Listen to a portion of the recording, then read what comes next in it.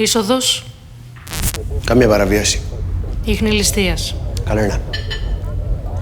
Οπότε ο δράστης γνωστός της. Επιστρέφει μετά το δείπνο. Που δεν πήγε καλά. Δεν μπορεί να συγκρατήσει το θυμό του.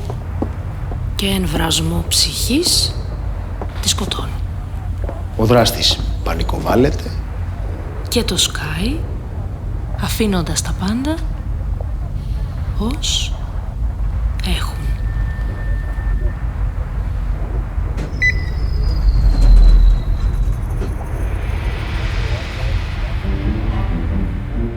Οκ, πάμε πίσω.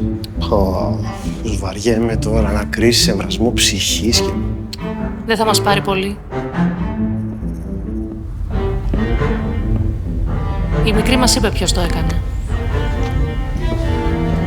Μας είπε. And there you have it. The victim spelled out her killer's name, so first-degree charges for Anastasia Lilly and case solved. But something was off. I mean, I wasn't there, but I know how it must have felt, wrapping the case with such flimsy evidence. Then again, the victim did spell out her name, now had some serious backstabbing, like stealing her boyfriend, being cut out of the deal of the century. Then add a Greek police chief who just wants to wrap the case fast so he can go back to bashing anarchists or whatever gets him hard. And voila, case solved. But not quite. You see, 1 week later, I was due to leave for Athens immediately.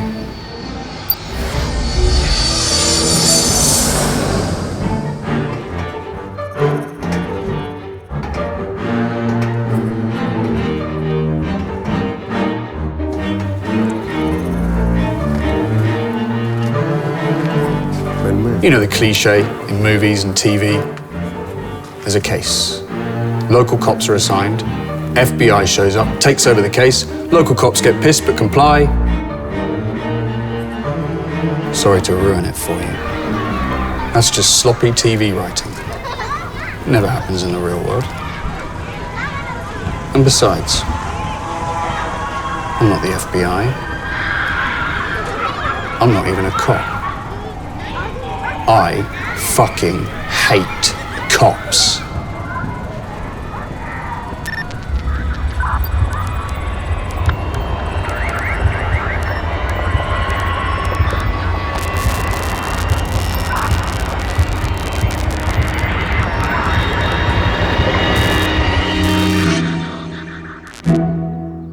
Δεν χωνεύει εκείνους που καταπιάνονται να γράφουν αστυνομικές ιστορίες. Ούτε διαβάζει αστυνομικά μυθιστορήματα. Τα απεχθάνεται. Έχει τη γνώμη πως δεν είναι και τόσο σπουδαία δουλειά το να λύσεις ένα αστυνομικό πρόβλημα.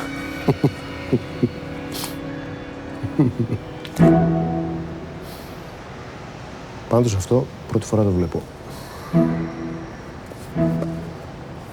Αυτοκτονία στο κρεβάτι.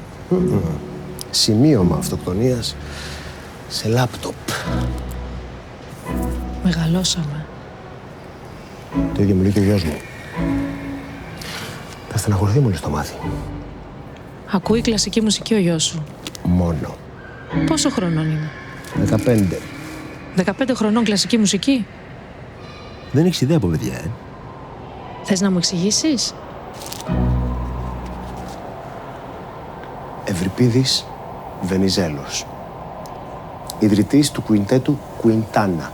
Έκανε το απόλυτο blow-up σε YouTube και TikTok. Blow-up. Blow-up. Σουξέ. Έτσι το λένε τώρα. Και δεν μιλάμε για ένα απλό σουξέ, μιλάμε για παγκόσμιο σουξέ. Αποτέλεσμα, τα κουιντέτα και τα κουαρτέτα εγχόρδων είναι ό,τι πιο hot στα πιτσιρίκια. Ήξερα ότι το λαλαφάι τους έκλεισε για ένα μυθικό ποσό. Αλλά δεν φανταζόμουν ότι μιλάγαμε για νεανικό κοινό. Εσύ έλυσες τη δολοφονία της Σοφίας Καρά.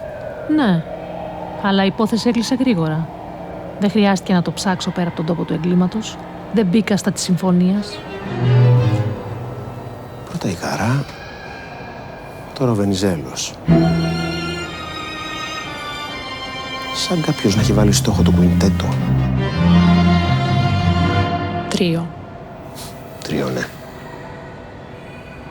Λιτό πάντως για σημείωμα αυτοκτονίας.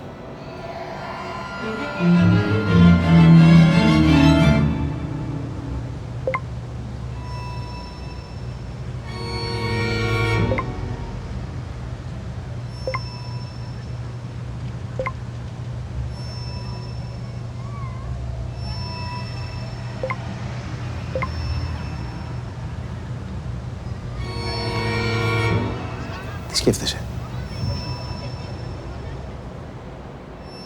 Τι έπαιζε αυτός, βιολί? Βιόλα. Βιόλα. Και αυτοκτονεί με ατάκα κομπέιν. Από παιδιά δεν ξέρεις, αλλά από γκραντς.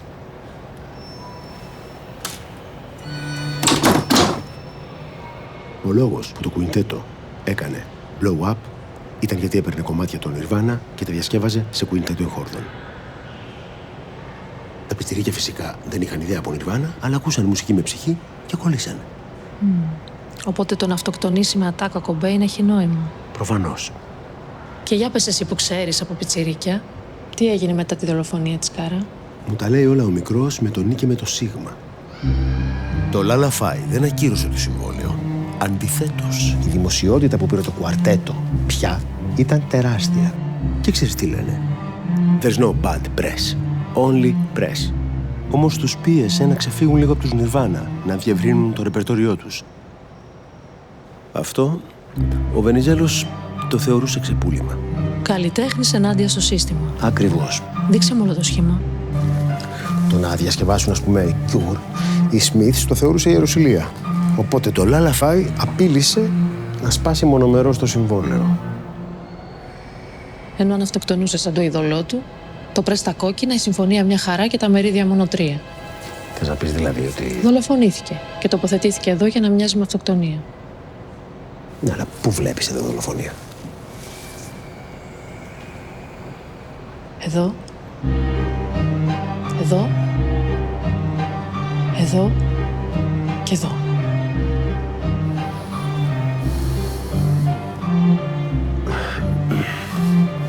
Προχώρα. Ξεκινώντας από μέσα.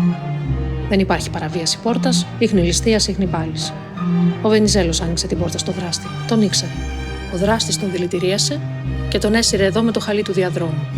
Το χαλί αυτό δεν έχει κανένα νόημα να βρίσκεται δίπλα στο κρεβάτι, ενώ έχει ακριβώς το πλάτος του διαδρόμου. Όταν κάθεται κανείς στο κρεβάτι, το σεντόνι δεν μαζεύεται έτσι στο κάτω μέρος. Εκτός κι κάτσει εδώ και συρθεί προς τα πάνω χωρίς να σηκώσει τον κόλο του. Πόσες φορές το έχεις κάνει εσύ αυτό? Ακριβώς, καμία. Και πες ότι αυτοκτόνησε. Σημείωμα αυτοκτονίας στο λάπτοπ. Το λάπτοπ στην πρίζα. Με ποντίκι. Στο κρεβάτι. Αυτό που βλέπω εγώ εδώ είναι προσπάθεια να παρουσιαστεί σαν αυτοκτονία με κακή σκηνοθεσία. Ο δράστης γράφει ατάκα αυτοκτονίας Κομπέιν, οκ, λογικό, αλλά στο λάπτοπ. Γιατί φυσικά δεν μπορεί να τη γράψει σε χαρτί. Και για να είναι σίγουρος ότι θα το βρούμε όπως θα βρίσκαμε ένα σημείωμα, βάζει και το λάπτοπ στην πρίζα. Για να μπούμε και να μας περιμένει η ταμπέλα, κοιτάξτε, αυτοκτόνησα. Λοιπόν, να τα πάρω ένα-ένα. Το χαλί. Οκ, έχεις δίκιο. Είναι το χαλί του διαδρόμου. Γιατί να μην το έφερε εκείνος δίπλα από το κρεβάτι? Κρύες μέρες έρχονται. Ένα ζεστό χαλάκι δίπλα από το κρεβάτι. Χρηστικότητα VS Interior Design, σημειώσατε 1. Έχεις έρθει σπίτι μου. Έχω έρθει. Σεντόνι. Σεντόνι. Να σου πω τι βλέπω εγώ. Μουσικός, Εργένης και τσαλακωμένο σεντόνι. Τι θα κάνει, θα το στρώσει? Καμαριέρα είναι. Λάπτοπ. Λάπτοπ. Δεν δουλεύει. Άρα, ποντίκι. Δουλεύει. Το ίδιο μπορεί να συμβαίνει και με την μπαταρία. Το trackpad είναι χαλασμένο, γιατί όχι και η μπαταρία. Αλλά και αυτό να μην συμβαίνει, γιατί να μην δώσει λίγο χρόνο στον εαυτό του? Σημείωμα αυτοκτονίας γράφει. Εντάξει, μπορεί να είναι μια φράση, αλλά ποιος ξέρει πόση ώρα του πήρε να τη σκεφτεί? Θα καθόταν να περιμένει τι θα τελειώσει πρώτο, η μπαταρία ή η ζωή του? Και, συγγνώμη, δεν έχω τελειώσει ακόμα. Σημείωμα αυτοκτονίας σε λάπτοπ. 10 χρόνια πριν Θα έλεγα ακριβώς αυτό που λες και εσύ, ότι είναι στημένο. Αλλά εδώ μιλάμε για άλλη γενιά. Generation Z, όχι Generation X. Μεγαλώσαμε.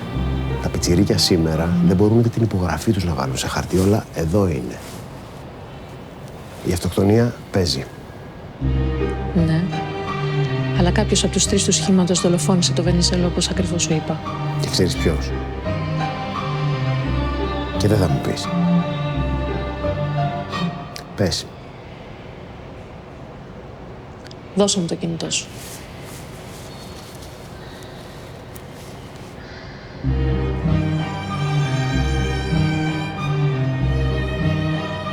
Τι βλέπεις? Ένα κουιντέτο. Κάτι ιδιαίτερο?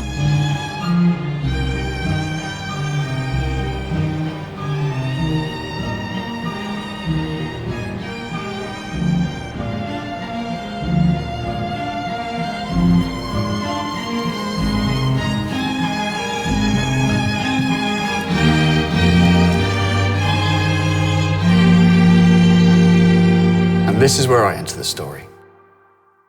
A bit late, admittedly, but then again, how were we to know the chosen theatre of operations would be Greece?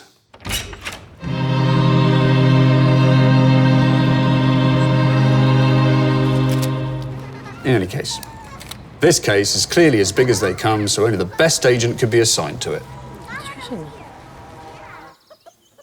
Me.